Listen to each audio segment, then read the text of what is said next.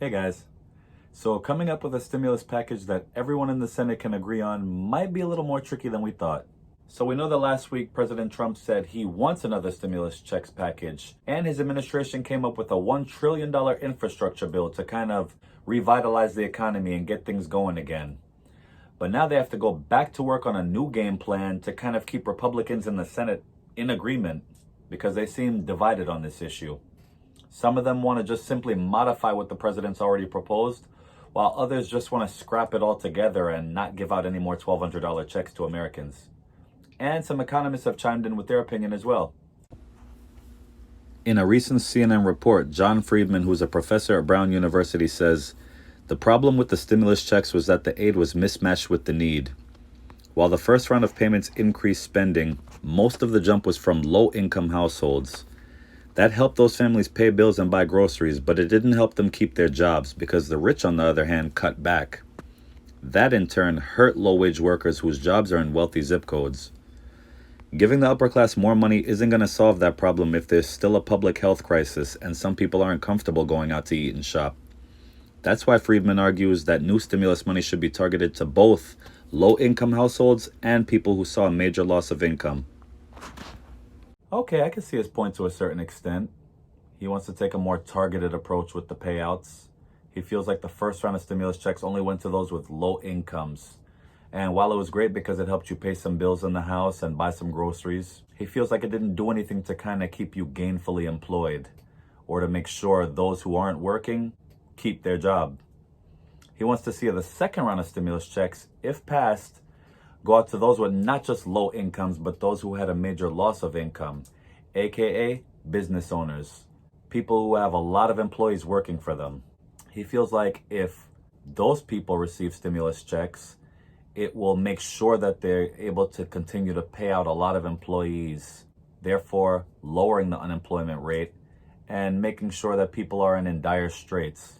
The one part where I disagree with him is that no matter how much stimulus you get from the government, if nobody's coming into your store to buy anything, then it's very hard to keep that business operational. You know, you can pay employees for the first couple of weeks, and the longer you can kind of keep them from being fired or letting them go because you don't have the money to pay them is a plus, of course. But if nobody's shopping because they don't feel safe in your store, then the stimulus isn't going to make much of a difference. Then we had another professor from Columbia Business School named Stein Van Norberg just flat out say, "I'm not a fan of $1,200 checks. For some people, it was too little if they just lost their job. For other people who kept their jobs, it wasn't necessary. There are a couple of reasons that Congress should be mindful of how it's spending more money. One is that the federal government has already spent more than $3 trillion on its economic response and is running a massive deficit. Two, it's very possible a second wave of the virus will shut down cities and states again in the fall. The pandemic isn't over yet. We can't shoot all our bullets in the first few months." Okay, true. We can't shoot all our bullets in the first few months, but at the same time, we can't just sit back and tell people who are starving with their ribs out, "Be patient." No, that's not going to work. We need to do something and act now. And I mentioned this point in a previous video, but there's still millions of frontline essential workers who haven't seen one dime of hazard pay for risking their life for us during the quarantine. Hey, you risked your life delivering this Amazon package to me, which just had a lamp inside? Thanks. No. We need to take care of these people. Leaving those frontline workers out in the cold after they basically kept us alive is not how we want to go about things. Don't be ungrateful. Let's make sure that they receive their hazard pay. And if the companies they work for aren't going to give it to them, then hopefully this stimulus provides that.